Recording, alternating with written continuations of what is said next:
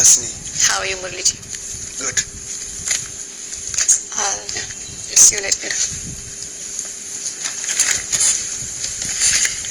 PM साहब, you are looking very handsome, sir. Thank you mister Murali. कैसे हैं आप? Very good. आप कैसे हैं? Thank you. एक कॉम्प्रिहेंसिव अमेंडमेंट है टैक्सेशन बिल में। डायरेक्ट टैक्सेस में मिनिमम चेंजेस है, पर इनडायरेक्ट टैक्सेस को कंसोलिडेट किया है, जैसे excise duty, service tax. Indirect taxes का मतलब मालूम है मुझे सर। 35 साल की उम्र से नीचे के लोगों को कोई राहत दी है हमने? किसको, कैसी राहत? To the youth of this nation mister Murli. For example, एक 22 साल का इंजीनियरिंग ग्रेजुएट जिसने जस्ट एक अभी आईटी फर्म ज्वाइन किया है, उसको हम आगे बढ़ने का क्या मौका दे रहे हैं? Is this some kind of a joke? नहीं, मेरा मतलब ये था कि बैंक्स को युवाओं से बेसिक लोन्स जैसे कि होम और एजुकेशन पर इंटरेस्ट सिर्फ वर्किंग डेज पर चार्ज करना चाहिए, ना कि बैंक हॉलीडेज पर, और इससे उनको काफी राहत भी मिलेगी। मिस्टर प्राइम मिनिस्टर, आपको कोई आइडिया है इससे एक्सचेकर को कितना नुकसान होंगे? हाँ, but these are complicated issues. Don't worry, sir. I'll take it. Taxation bill में आपने मेरे सजेशंस लिए? सर, मैं समझा वो जोक था उस दिन। सर, जोक उस दिन भी नहीं था और आज भी नहीं। हिंदुस्तान में औसतन हर प्रदेश के अंदर 65 बैंक हॉलीडेज होते हैं, और मैं मानता हूं कि युवाओं को दिए जाने वाले लोन्स पर अगर बैंक्स हॉलीडेज पर इंटरेस्ट चार्ज नहीं करती है तो इससे जरूर लोकल एक्सचेकर को लॉस होगा, लेकिन ये नुकसान आप इजीली मैनेज कर सकते हैं। पर इससे जो युवाओं का कॉन्फिडेंस आप जीतेंगे उसका आप अंदाजा भी नहीं लगा सकते।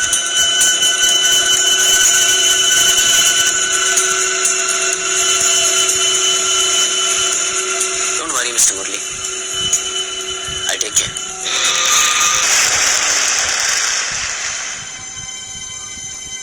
Honorable President of Assembly, Honorable Secretary General, and distinguished delegates. I don't know where to start from, but what I do know is that today I will express myself in my national language. Namaste.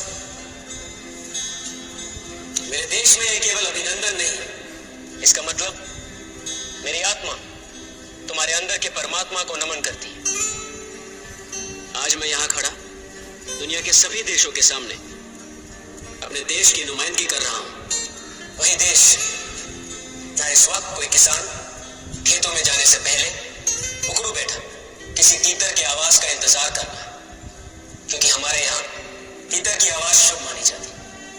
और वहीं किसी शहर में कोई माँ New York में बैठी अपने बेटे से स्काइप पर चैट कर रही है। ऐसा है हमारा हिंदुस्तान।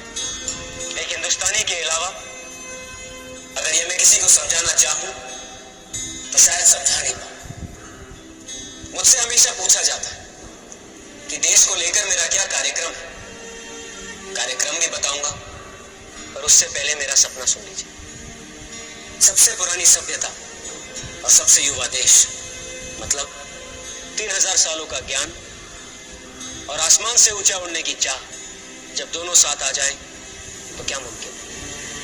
जिस सिमत नजर जाए मेरा हिंद नजर आए, उजाले ही उजाले मेरा हिंद जिधर जाए।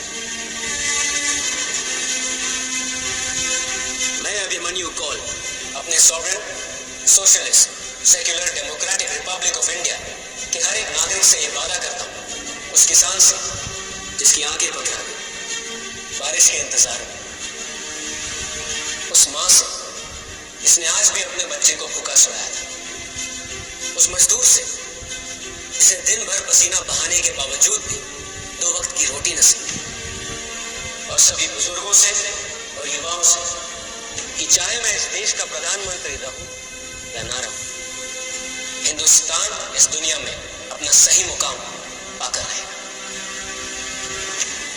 क्योंकि मुझे अपने यंग हिंदुस्तान, या यूं कहूं कि अपने यंगिस्तान पर पूरा भरोसा है।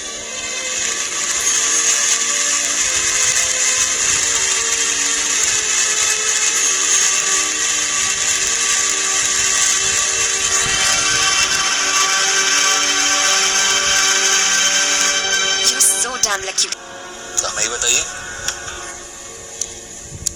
तो मेरा पहला पॉइंट, युवाओं के लिए बैंक रिफॉर्म्स हम लाने वाले हैं ही। अब अगर है रेवेन्यू पर, तो हिंदुस्तान में केवल 2.77% जनता इनकम टैक्स भरती है। और मेरा ऐसा मानना है कि अगर हम कोई ऐसी रिफॉर्म लाएं जिसमें जिसने भी ताउम्र इनकम टैक्स भरा हो, सरकार उसे उतनी ही रकम का 1% पर एनम वापस करेगी पेंशन की तौर पर। और इससे ये 2.77% का आंकड़ा बढ़कर 12 से 15% तक पहुंच सकता है। और मिस्टर मुरली, इससे लोकल एक्सचेकर को बहुत फायदा भी होगा।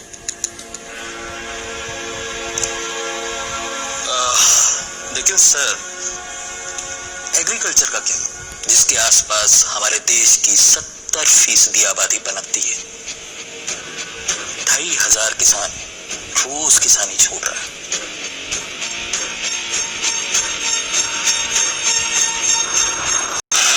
मेरा नाम अभिमन्यु कौल और मैं आपसे आज यहाँ कुछ कहने आया था।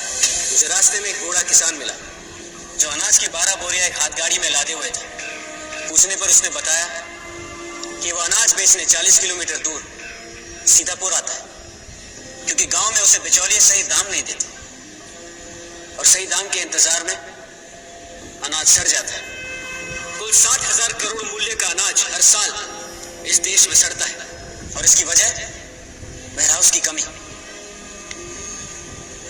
वादा तो नहीं करता, लेकिन अगर आप लोगों ने मौका दिया तो केंद्र सरकार हर तहसील में 2 वेयरहाउस बनाएगी, जिसमें बहुत कम किराए पर किसान अपना अनाज रख पाए।